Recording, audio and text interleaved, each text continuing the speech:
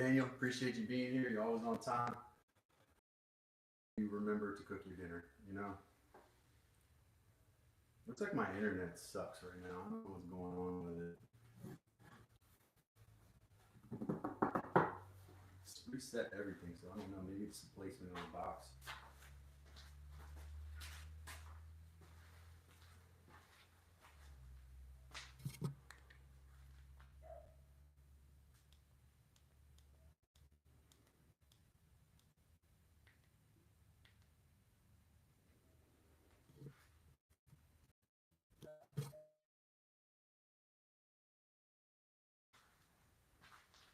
I'm going to try to reboot this internet here.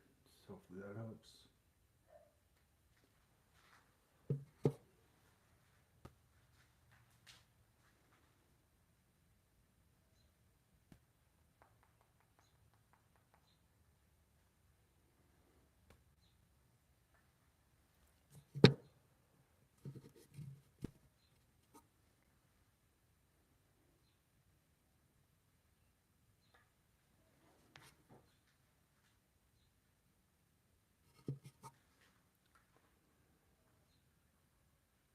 Yeah, I think it just needed to be restarted.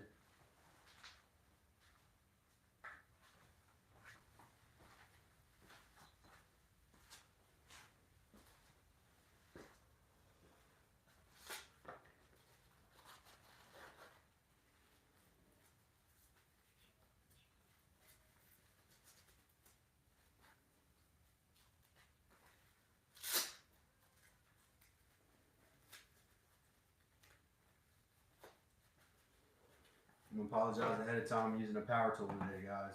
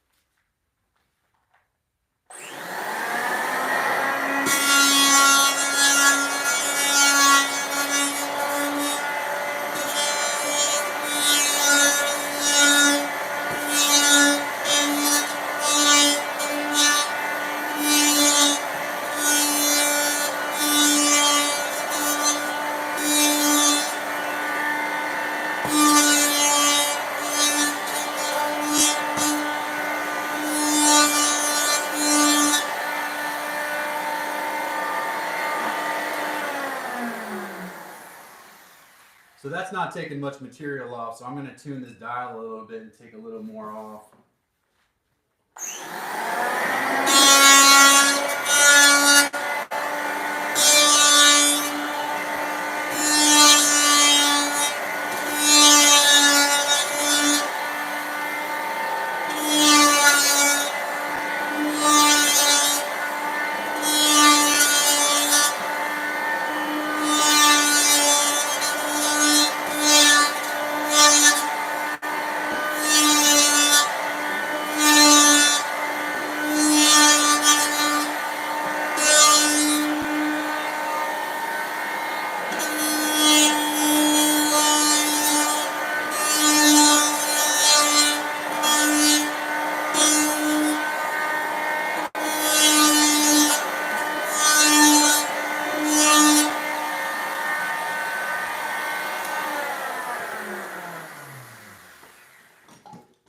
Taking much material off.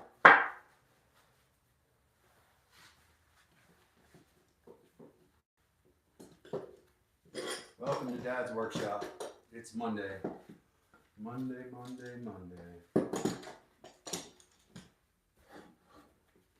I got my microphone kind of far away because I don't want to overwhelm you with the loud sounds. You know, some people come here for I should probably have some hearing protection, right? Dirt Coffee the Third, appreciate it. Actually, probably should have a mask on too. We'll use the acoustic playing for a minute, though I've had some. It's kind of set to deal with a little bit more unstable wood. I don't think that's going to do much for me right now. This is taking a ton more material off. So that's why I chose to use the power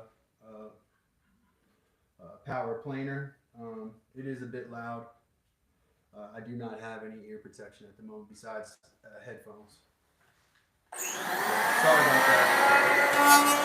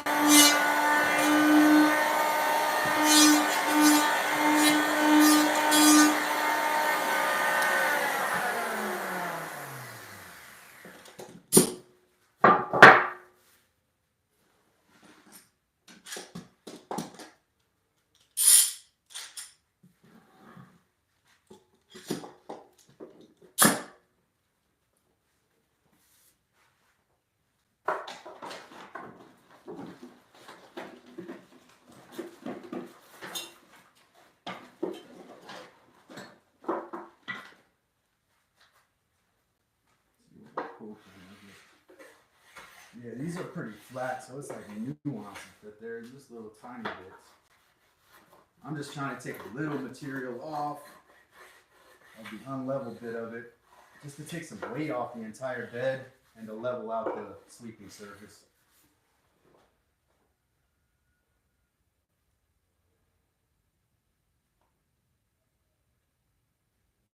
Man, I appreciate you, Dirt Coffee the Third. I haven't seen you in the stream before, so welcome. You jumped right in. Appreciate the input. Appreciate the comments.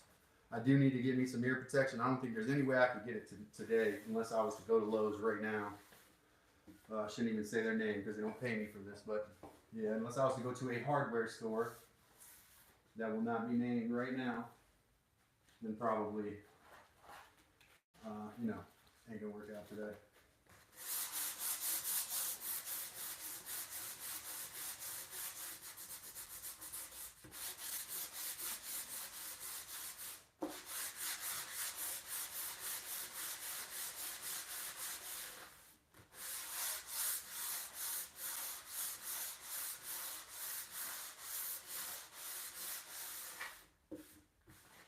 Dirt Coffee the Third, since you're new, you can find out what we're working on. I don't know if you watch the videos or anything, but what we're doing right now is, this board's kind of looking bad there.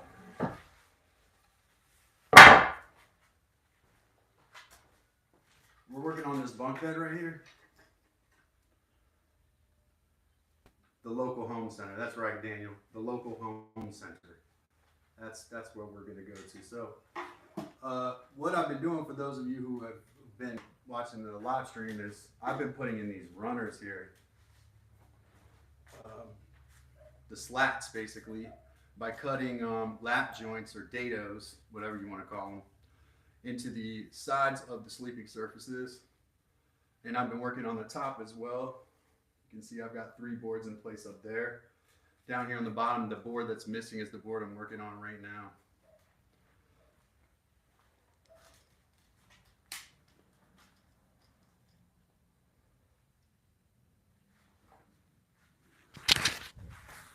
Dare I put my microphone back on with my stomach growling like it is? I can hear it like it's going to be audible on the microphone.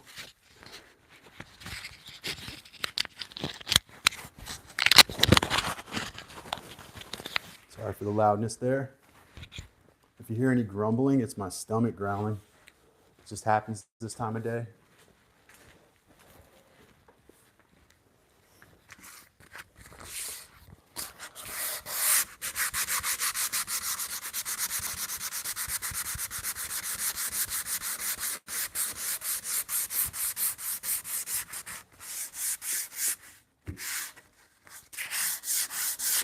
TS Craft Channel, welcome. Monday's our slow day, so it's always the best. It's always a good day to come to Dad's workshop, but Monday's the slow day. Thanks, Dirt Coffee. I appreciate that. Yeah, it does. I think it looks sturdy. You know, you could stand on it. It has no nails, no screws, no metal fasteners whatsoever in it. And right now, I was standing on the top of it today, so I know for a fact that as it stands, all the joinery is good on it. You know, I watched a video the other day where he's a experienced woodworker, and he was talking about how you don't have to use joinery. He's talking about using easy joinery to beginners, and like he's a way more professional type than me, but I would still say learning joinery first before you start using fasteners is super important, because then with the joinery and you add fasteners to it, you have better built furniture, better built structures than if you were to just learn the new way, to use screws and pocket holes, you know, which are okay. I like pocket holes too. All of these things are like whatever you can do is best. You do what you can do. Looks like my live stream is like dead.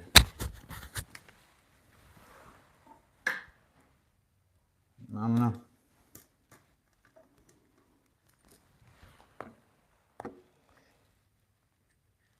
There we go. So now I didn't know that only my face wasn't showing there. So welcome back to me, because I'm having some internet issues today. Good, appreciate it.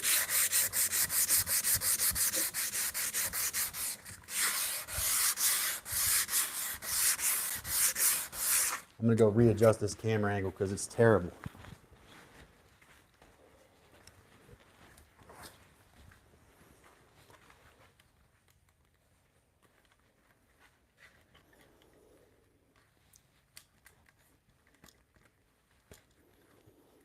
Apparently my tripod wants to stop tightening now too. That could be a problem.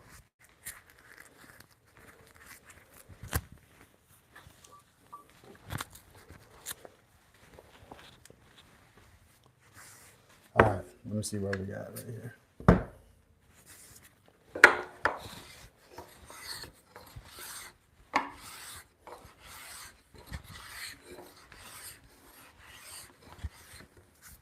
Looks better. Looks better. I want to shout out to Daniel Gandar, friend of the show. Welcome. Shout out to Dirt Coffee for being in here and making comments and being brave. And make sure that you subscribe, drop a comment, join the Discord. Like the video, smash that like button, smash spot right now.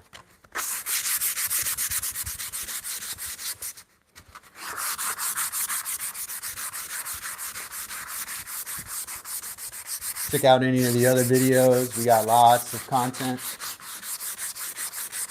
This is the Dad's Workshop Network.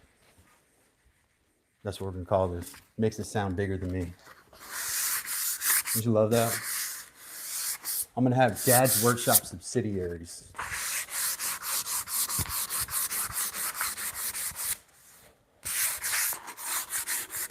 All part of the Dad's Workshop umbrella group.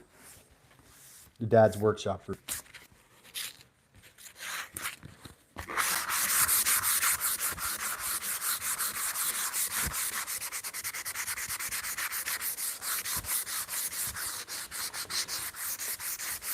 I'm not just sanding a random board for a live. This board is a runner for the bunk bed that I'm building. So those of you who are new, click that subscribe button, click the like button.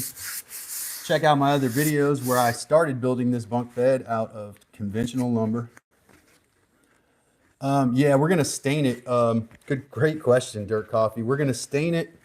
We're gonna either use tung oil, but also that's a great question, because we are going to we're gonna put trees on these corners here. Let me show you what I'm talking about. I don't want to change the camera angle too much. I'm gonna go grab another board so I can explain this without having to change the camera angle.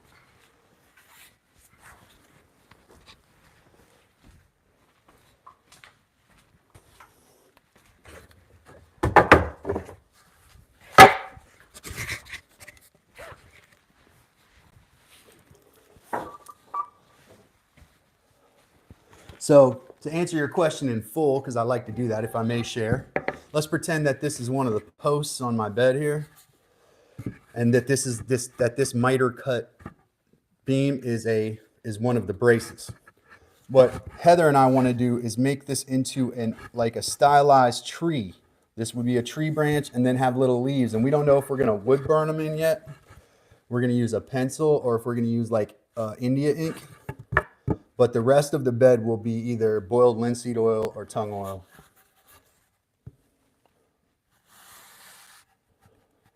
Yep. So we're going to take those braces that you kind of saw the braces. I'm sure you seem like you know what you're doing. The braces are going to be like the branches, and because they come at they appear at different levels because the brace pockets can't be cut on the same level all the time. It's going to look like a tree, and that's what we're trying to do. Make it kind of interesting to look at. So, you got branches at different levels. We're going to take a pencil and draw a tree detail on these braces to make them look like branches. And I haven't decided what I'm going to do for the leaves yet, but we're going to do something. We're going to be creative about it.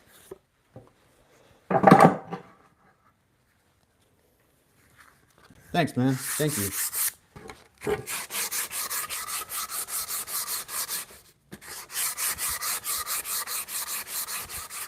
I'm assuming, I can't assume you're a man, Dirt Coffee, but 92% of my watchers are men. So if you are a female, that's okay too. We have some female, really reliable female viewers here.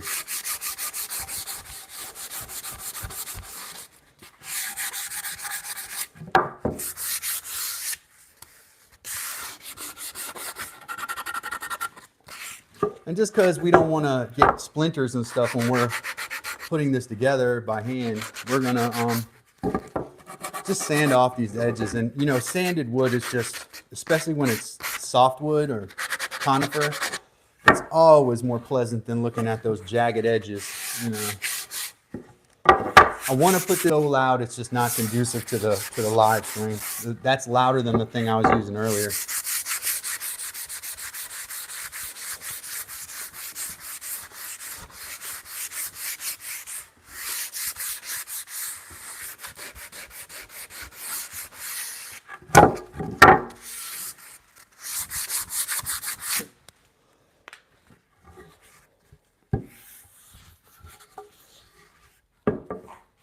Turn the camera so you can see where it goes.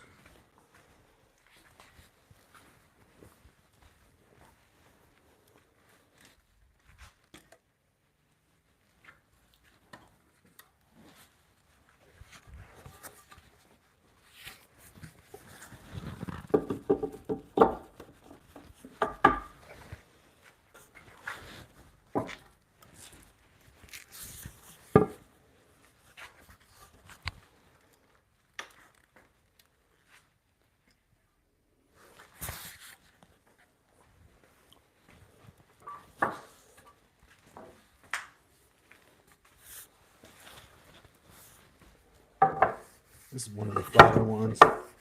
Thing about when choosing 2x4s is that the prettier ones are usually the ones with the twists and the bends and the turns in them.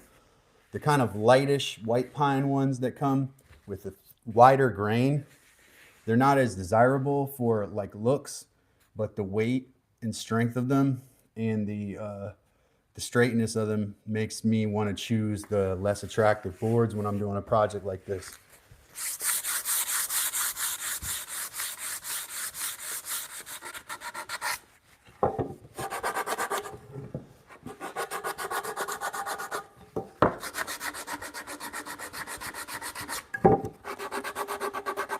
My Monday lives are usually shorter, about an hour, because there's not as much of an audience on Monday. But I'm here on Monday, Tuesday, Wednesday from 5:30 until. And I say until because sometimes it goes an hour. Sometimes it goes 2 hours. I've gone up to like 2.5 hours to 3 hours before, but today is usually a little bit of a shorter one.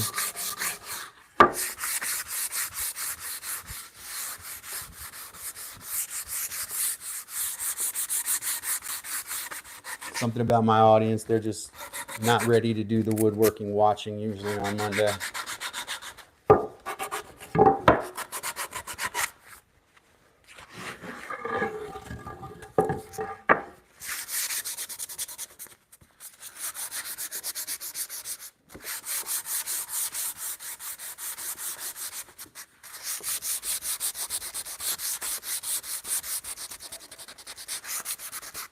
If you're interested in, and this is anyone, not just Dirt Coffee, if you're interested in seeing the entire process of the bed being made, check out my lives, skim through them. You don't have to watch 2 hours of me chipping at stuff or butchering wood, but just you can watch the process unfold. If you watch it in real time, we're talking about, 30 or 40 hours of video. So that's a lot. I get it.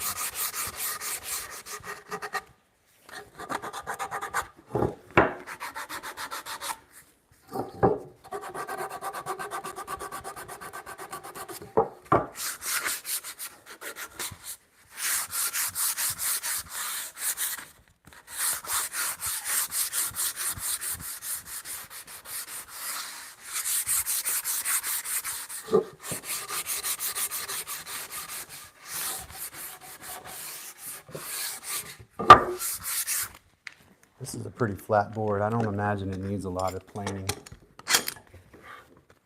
But just due diligence, we'll take this pull planer over. Oh, it does have a little bit of an edge, raised edge there. Let's see.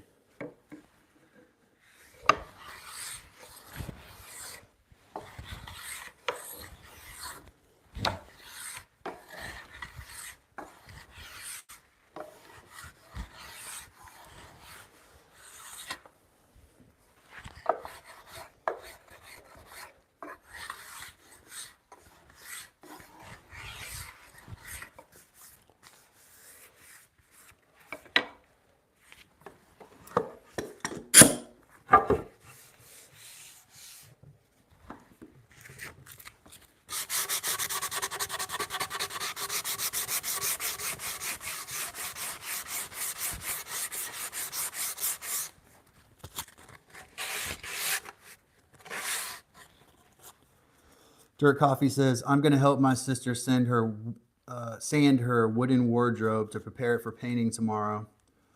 We'll prime it first, use some filler on the damage, prime the filler again, and paint. So how much damage, like how big are the damaged spots? We did a couple little mini restorations on here, wooden chests.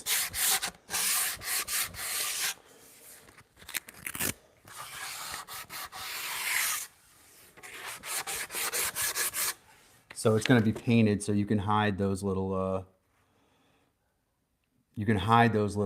spots by filling in. Yeah. So what kind of a material are you going to use to fill, like a wood glue? I watched a video on using sawdust to fill holes because it's kind of a what do you call it? A myth that it works. It doesn't work for big spots. Oh, okay. Yeah. That'll work. Yeah, 2 millimeters. That's real tiny, so that shouldn't be a problem. Are the doors all right? And like sometimes where the doors meet on a wardrobe or a buffet, you'll see wear at the edges where they slam together or where people grab them or pried them open with stuff. I wonder if you have to work on that some, because I know on a cabinet of my mom's, a tiny strip of vellum had to be added to the inside of this cabinet door. It was kind of tricky. I didn't do that job. My mom had a professional woodworker do that, though I could have done it, to be honest. She had this little strip, and I think all they did was clamp it up against it. So, or how are the doors on it is my question, I guess.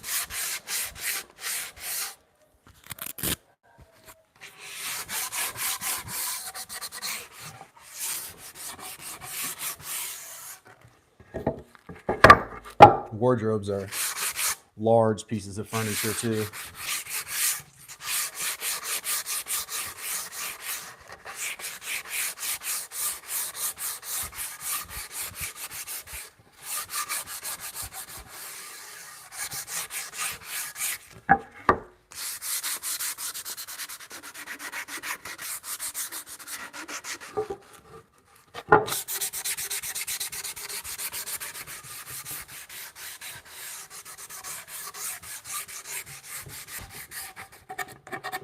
All right, I'm gonna put this one back too.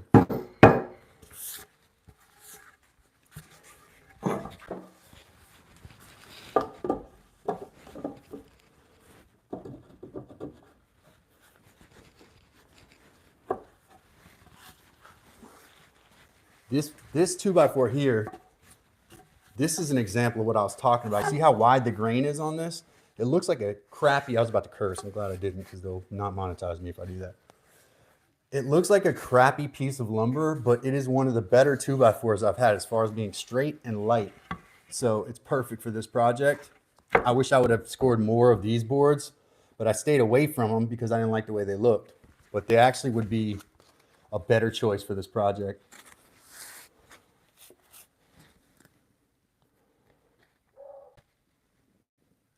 Yeah, DocuLover. Welcome, DocuLover. DocuLover. I love documentaries too, by the way. One of my favorites, probably my favorite genre. But yes, I'm still working on the bunk beds. Yeah.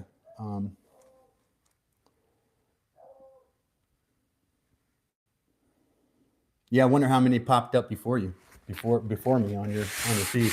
That's actually good data.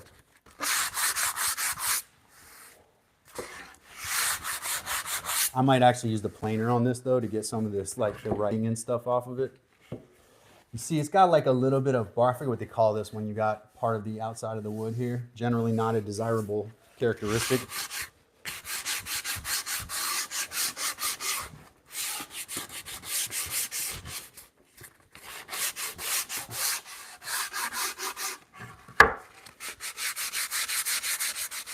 DocuLover said, were you making bunk beds the other day? Seemed to have a lot of woodwork coming up as suggested lives.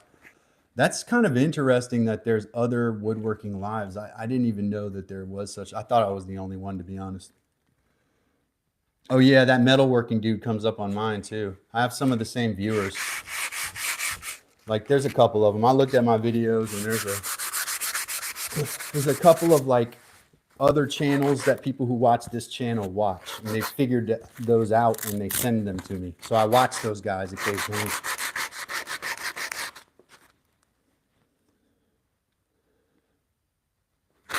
That is interesting. I watch murder documentaries on YouTube also. I'm a big like true crime guy. Here's a question for you, DocuLover. The other day, and this is completely unrelated to woodwork, but we do that sometimes here. The other day when I was on YouTube looking for like true crime stuff, I stumbled on fake true crime. That is, they create these fake true crime stories. A South Carolina coach murdered one of his cheerleaders or something. I'm like, the story sounded outrageous, even though stranger things didn't happen. But I was like, this sounds like an unrealistic story here. So I look it up. It turns out one of the first comments was, isn't there enough of this stuff in real life? Do we need to be making it fake?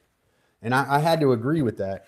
Sadly, if it's true crime, I want it to be true crime, not fake crime. So, I don't know. I'm sure you listen to Sword and Scale and all that. Or watch it. It is. I'm racking my brain trying to think of like the most interesting true crime stuff I've watched recently.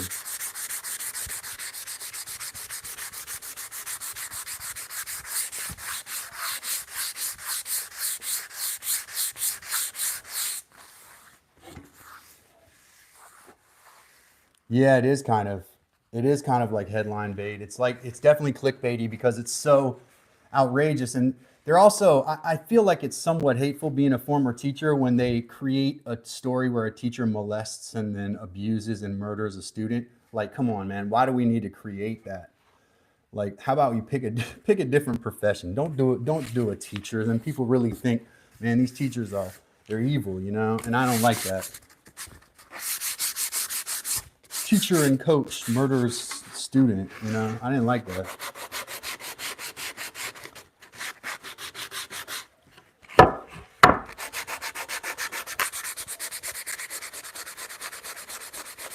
Oh, you know, I've got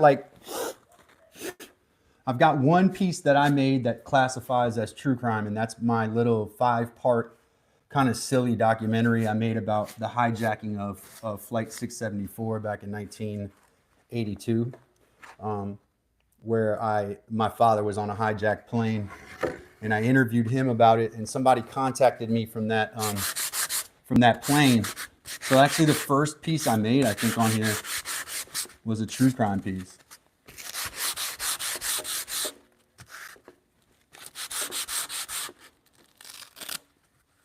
EWU. I've seen some body cam documentaries that are pretty bad, like where it's like where cops got killed and their body cam is showing the whole thing go down. Terrifying. Terrifying, man.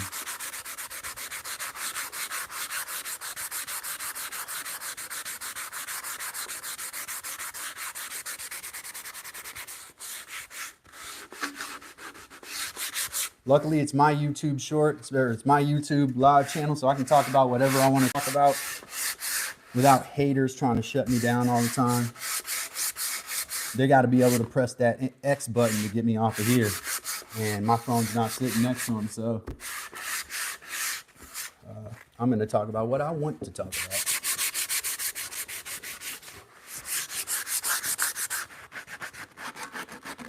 Okay, I thought since you mentioned the U.S., I thought maybe you were not in the U.S., which makes sense. So it's nighttime over there right now.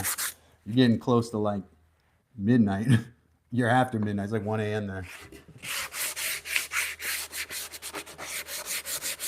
Yeah, I know. Here's a story. I wonder if you've heard about this, being that you're from the UK. So there was this American murderer. He was from Texas. He killed his wife and dismembered her with a bandsaw. And then to escape being prosecuted, he changed his identity, moved to England, somehow got a firearms dealer's license in England, which is extremely difficult to get, as you know, because no one has guns. And he became a licensed firearm dealer in England and actually killed people over there too. And that's how they caught him and figured out who he really was. He was living as an Englishman after he was from Texas. He killed his wife, got rid of her with a bandsaw, changed his identity, moved to England, and somehow was able to acquire a firearm dealer's license where he had access to rifled firearms, which most English people don't, and could sell them, which is even crazier. But I think that was the 70s where you could kind of get away with changing your personality, changing your persona easily, getting an alias is easier then.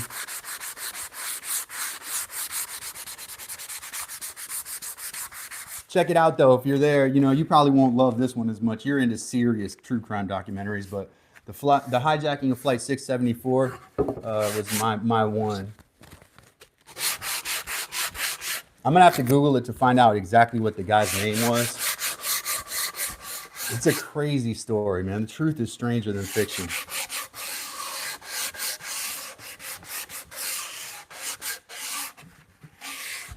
Love a good storyteller though. So that's why I love the original Forensic Files with Peter Thomas, because Peter Thomas had that voice. Like that voice just grabbed my attention, It had such seriousness to it.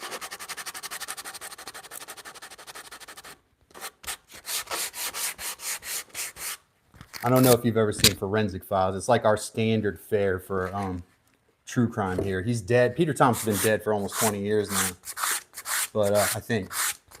But he was the greatest, man. He was like, for narrators.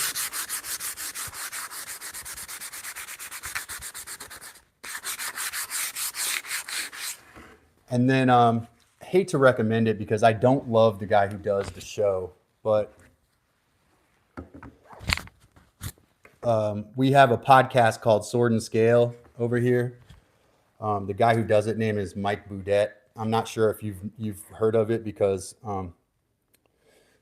you're in England, and I don't know if he's as popular over there. I know he has millions of listeners, but he gets on my nerves, but he does know how to tell a story. So that's why I listen to him, because he has some weird politics that he inserts into the situation way too much.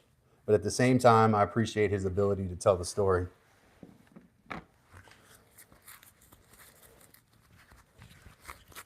Yeah.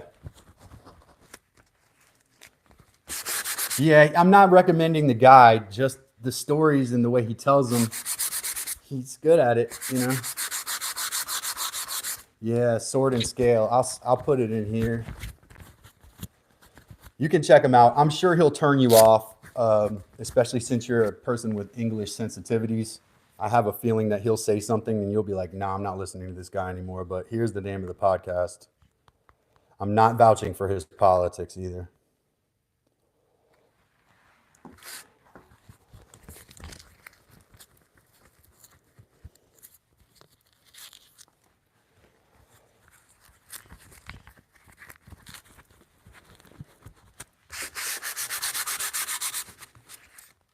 And in between true crime documentaries, you can come in here and hang out with us, you know? Check in and tell us what you learned on your true crime podcast. We like to talk about everything here.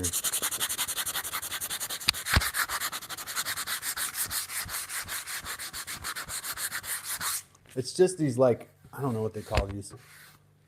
These gaps in the cells here make it a little bit, you know, unsightly.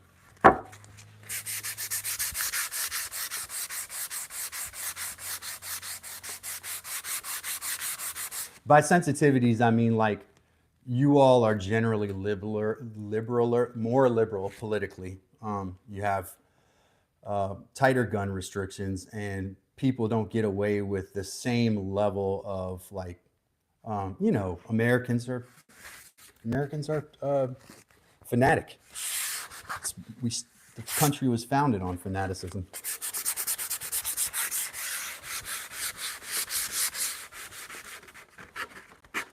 As soon as people recognize that, we can start making progress.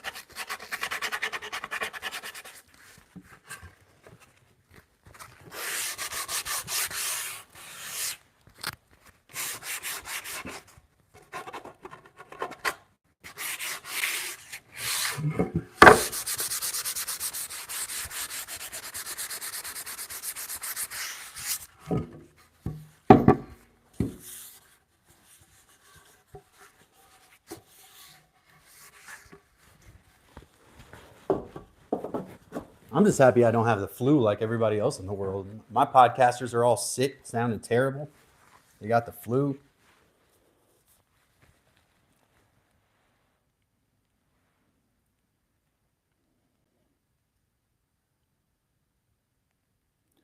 Yeah.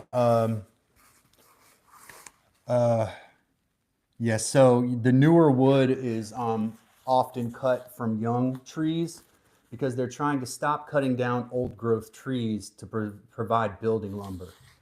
Those old growth trees are carbon dumps and absorb a lot of carbon dioxide from the atmosphere, way more than a small tree does. It's like exponential when the tree gets bigger. So when we cut an old growth tree down, we remove the potential for creating oxygen. And so what they're trying to do is cut younger growth trees down.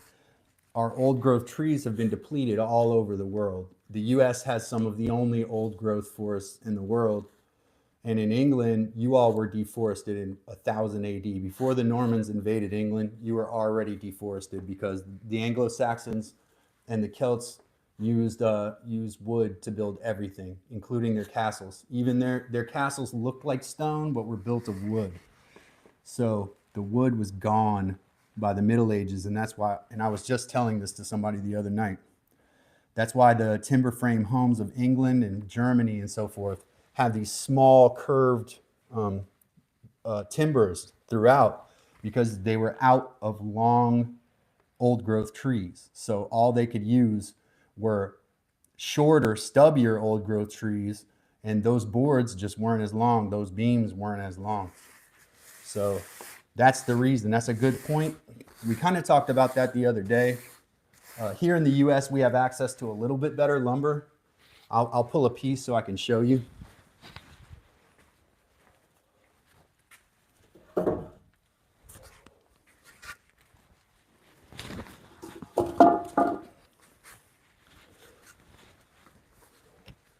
Right here, I have a piece of longleaf pine. This is almost extinct as a tree. There's some here, but they were deforested by Europeans and Americans. The Europeans used them to build the same ships that they went to war with us with. If you look, you can see the rings are almost, it's almost impossible to differentiate those rings. They're so tiny in there. And this is a traditional 2x4, probably 100 to 150 years old. You can see the saw marks from the circular saw that went through it. And then you see how sturdy this wood is and how many rings there are. It's old growth. That's an old growth piece of what's called longleaf pine, and sometimes called heart pine. Do I smoke cigars? Only very occasionally, Daniel. And if I do, I like the Dominican brand, Cohiba. That's like my favorite one. The little short Cohibas. But I don't smoke cigars very often. I used to have a friend at a cigar humidor, and so I would get them for free.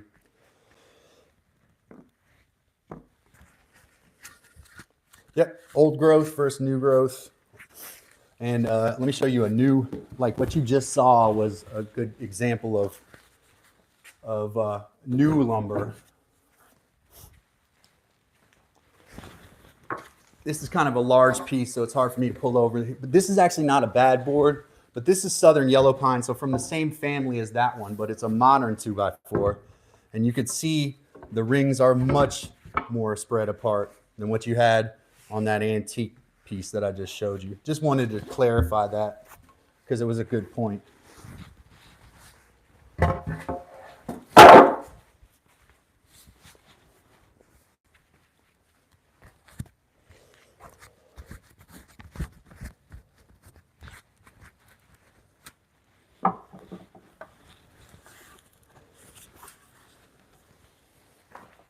Hard to see the rings in white pine, but you can see this has like a couple millimeters, between 3 and 5 millimeters between the rings, so it's a much bigger, much newer growth piece of wood.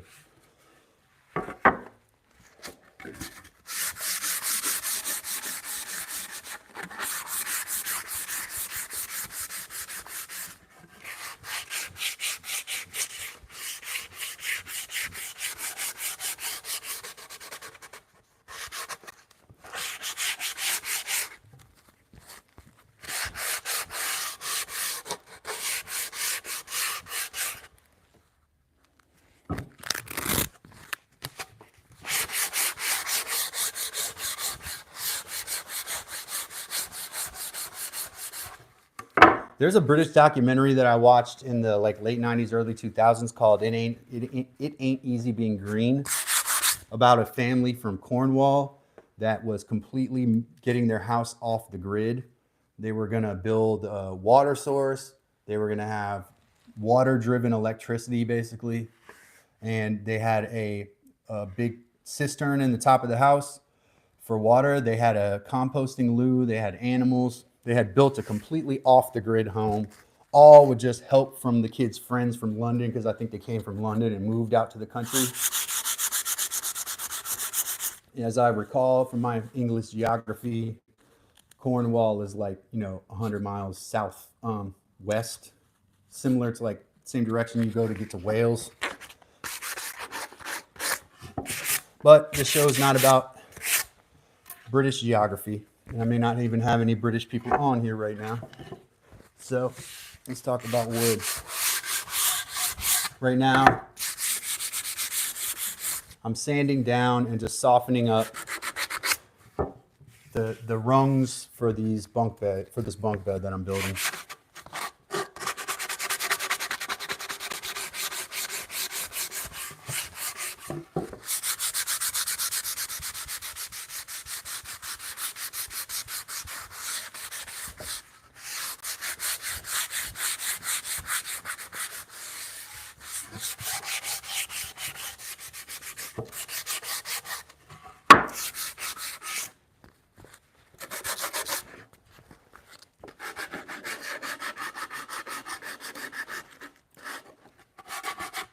Let me give you a few shout outs.